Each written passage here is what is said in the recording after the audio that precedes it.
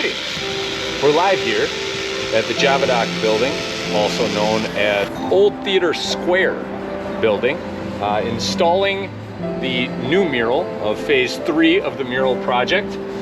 We've got a panel mural here.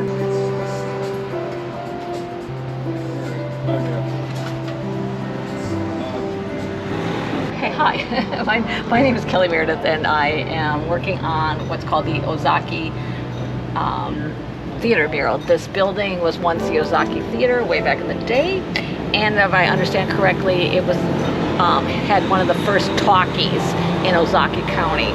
So this kind of commemorates a pseudo opening night of the first talkie. And there's a poster around the corner will be a poster of that movie, and the name of the movie is Alias Jimmy Valentine. So they had the committee itself had done some historical research on this theater and this particular movie. And originally the concept was to depict a ticket booth and people standing in line buying a ticket.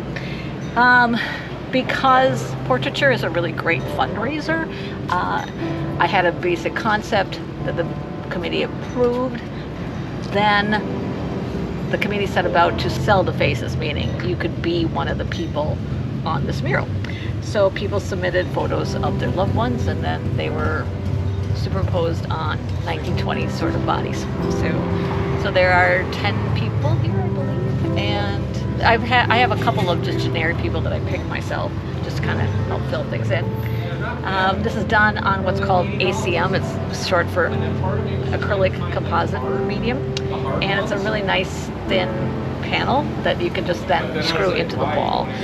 I know most of the paint on port murals have been done on site. The nature of my life, I was not available to paint on site. I run a gallery in my town, and summer is a really big time. I can't leave, and I've been helping out caring for my mom. So the committee allowed me to do these panels in my studio, and then I drove them down yesterday, and now Andy and his father are kindly installing them, and they're doing a fabulous job. It's very nice. I have been a professional mural painter for 27 years. This is my 162nd mural.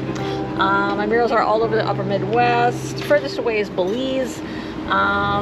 Furthest west would be Nebraska. Furthest east would be Indiana. And 99% of them are of this genre. They are of historical nature. That's how I kind of got my start. So it's a lot of research and looking up historical figures and historical photos and historical clothing and historical buildings. And so this is the bulk of my work. I also sideline as a landscape artist, landscape painter. I have a small gallery in Butternut, where my studio is also, called Fanatical Fish. You can Google that. So in my studio, I have a 12-foot high work wall. So at a crack, I can do a section that's 12 feet by 24. And so what I do is just simply screw it literally into the wall, paint. When I'm done, take it down, and then put it in a vehicle and transport it here. So it's very convenient. When I bought my studio and created the gallery, it's nice to be available to run the gallery and work at the same time. So that's kind of slick. But more importantly, to be honest with you, the longevity of this is way better. No matter how copiously you prep brick, you can do everything to just complete industry standards. But brick is very, very porous, and eventually it will absorb moisture, and eventually the paint will peel. This, I'm giving about at least a 20-year lifespan. It's basically an acrylic product, so it's not going to burn, it's not going to warp, it's not going to rot.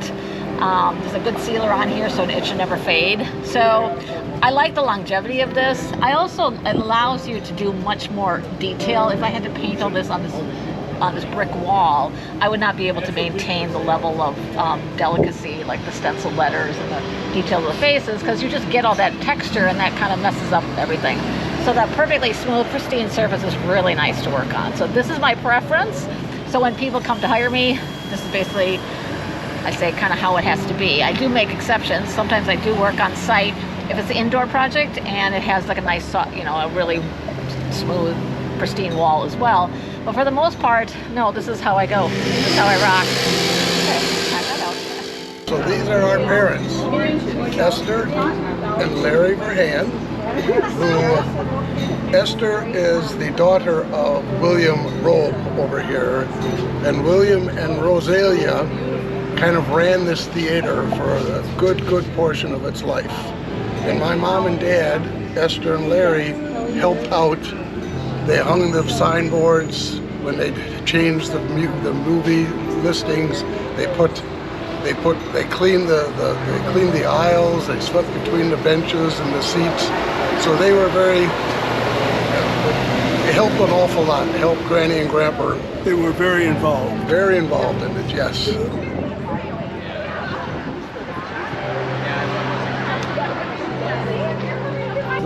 This is my father, Nick Diddier, born in 1914 on a farm just north of town.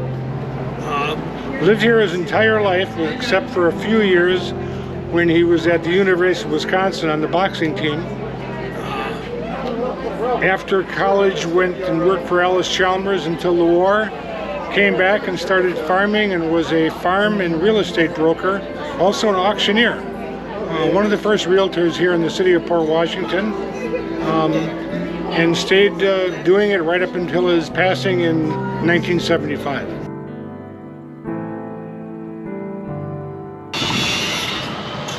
About 68 and 48% on each side.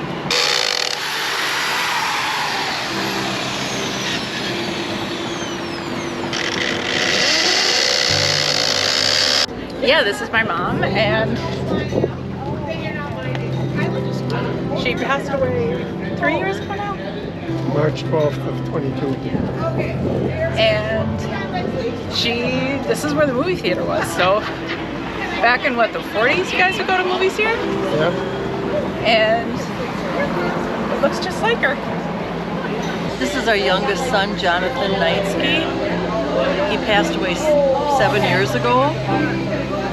And he loved going to the movies. When he was 4 years old, the first time I took him to the movies, he never sat down. He was enthralled with Star Wars.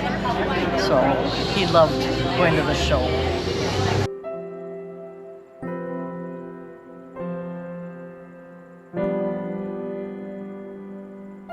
So she does impressive work, and we, as the building owners, are happy to be displaying her art, and I think as a community we're excited to be displaying her art.